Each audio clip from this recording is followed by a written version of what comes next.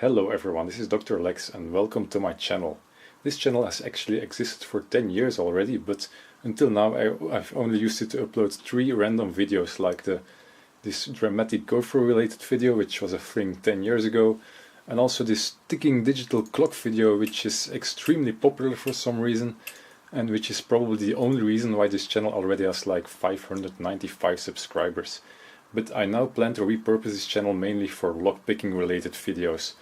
The reason is that I recently discovered the lockpicking lawyers and also the Bosnianbill channels, and they re-sparked my interest in lockpicking.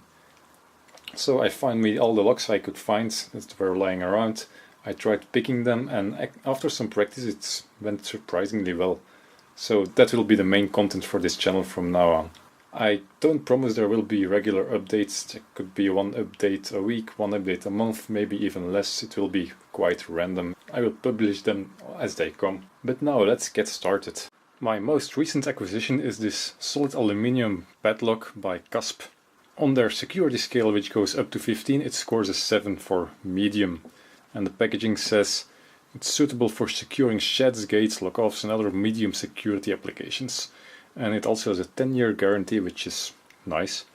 And the packaging also boasts the following security features: hardened steel shackle, double ball bearing locking mechanism, solid aluminium body, 6-pin cylinder with anti-pick mushroom pins, power-centric keyway and anti-bump cylinder. It comes with 2 keys, and it's sometimes a bit difficult to get the key in the keyway, but once you do it works quite well. Key isn't spring loaded, so it doesn't turn back by itself, but it will turn back if you close the lock, and it's also sometimes a bit difficult to get the key out until you wiggle it. So the main reason why I bought this is to see just how well does an average padlock you can buy these days fare against a lock-picking newbie like me. So I guess it's time to put it in the vise and start picking it. The keyway definitely is power-centric, which makes it difficult to apply top of the keyway tension, which I prefer, but I'll have to do with bottom of the keyway tension, and I'll use this simple tension wrench. And for picking I'll use this standard hook in 15,000s from my Dangerfield practice set, which I bought after watching Bosnianbill's review. It's indeed a quite nice set. I can recommend it. Now I'll probably make a total mess out of this, being my first pick that I record. But let's try it anyway. Nothing on 1, nothing on 2, nothing on 3, nothing on 4. 5 gives me some movement on the core. And now we're deep in this power-centric keyway, which makes it quite difficult, but still. Click on 6. And some more movement. So back to the beginning. Nothing on 1. Some counter rotation on 2. Very noticeable. I think I've set him. Also counter rotation on 3. Now on to 4. Again counter rotation. I'm having some problems, but oh my god, it's already open. So either I'm underestimating my skills or this lock isn't as secure as I had hoped. I really had hoped that this would give me some more practice and fun, but I think that was even under a minute. So let's take this apart and see what's inside. There were definitely some spools, so they're not lying about that, but let's see if there's any reason why it was so easy for me. So like most of these locks, it can be disassembled with Phillips screw under the shackle hole. Now I'll probably mess up this gutting completely, but I have to do it in one take, otherwise people could accuse me of having swapped the lock in between. And of course we don't do that stuff. And I'm using this pinning tray which might look familiar. It's 3D printed and of course based on the pinning tray from the Lockpicking Lawyer with some slight modifications. So the plate is loose and I can take the core out.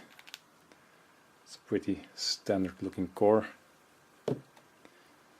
And my clip removal tool is still in the mail from UK bump keys, so I improvised this ugly little tool to remove the clip. I hope it works.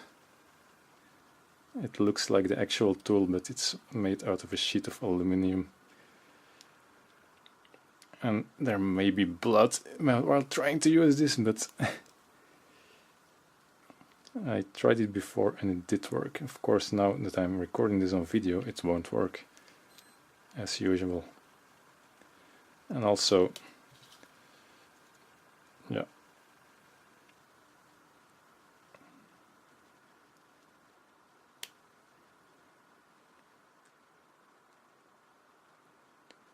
yeah, there we go. Now don't jump back.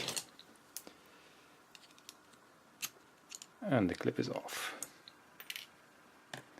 Now I have to avoid completely jamming this thing, because as you see there are holes in the top, so if you rotate it too far then the key pins will get stuck in these holes. Been there, done that, and now I'll have to think about rotating it the right way. That's the right way. So I now insert the key, turn it a bit, and then again 3D printed follower.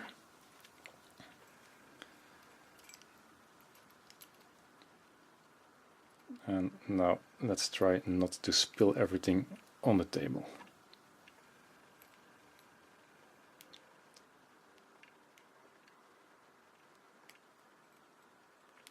Of course I'm having tons of problems now, even though I did practice taking this apart before. But that's of course the demo effect. There we go. Almost dropping the pins out. You can see I'm a total newbie at this.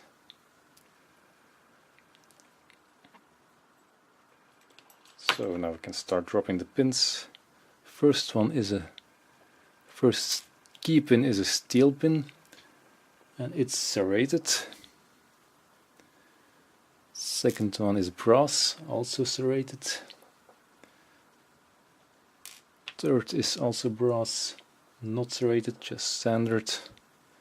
Probably because it's a bit shorter, so there's not much point in serrating it.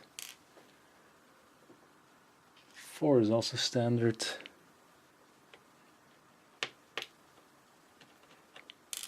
5 is serrated. And so is 6. And for the rest, core is pretty standard.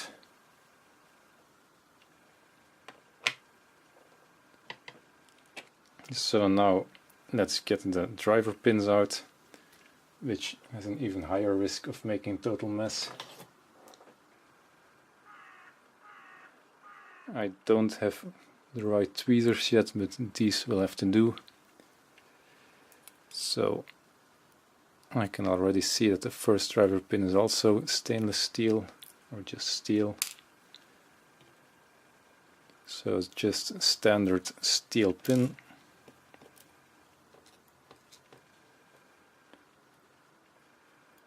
Second driver pin is a spool. Packaging actually said it were mushroom pins, but I guess that's just marketing jargon.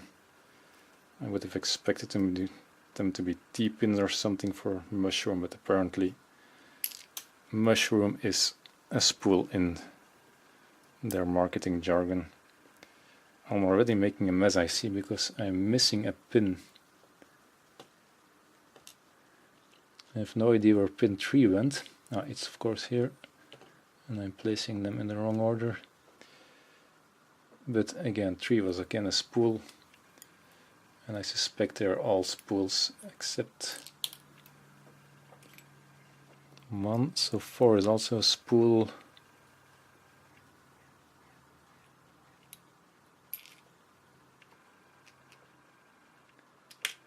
And 5 is the famous anti-bump cylinder, or whatever they called it, and 6 is also a spool.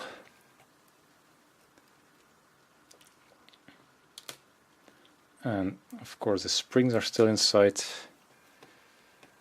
These look like brass pins and brass springs, which makes sense because it's supposed to be used outside in sheds and so on, so it needs to be corrosion resistant.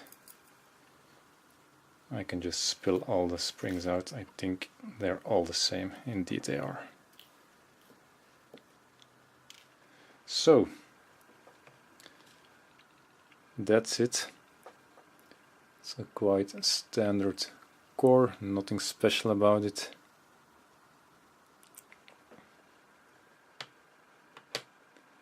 And I'll give you a close-up of the pins and the key.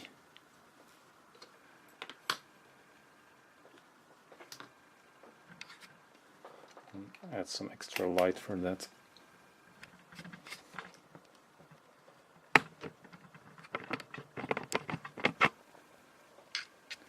I'm not sure how good the macro of this camera is. That looks quite sharp. That was my first lock, which I expected to be quite secure, but it actually wasn't. I have this small little Yale padlock, which only gets a 3 rating on their scale, but I didn't manage to get it open. But this has a really nasty paracentric keyway with very little space, and I specifically bought this one with very difficult bitting, but this one I ordered online, so I wasn't able to choose the bitting, and it isn't that difficult, which might be one of the reasons why I was able to open this so easily as a total noob. But anyway, that was it.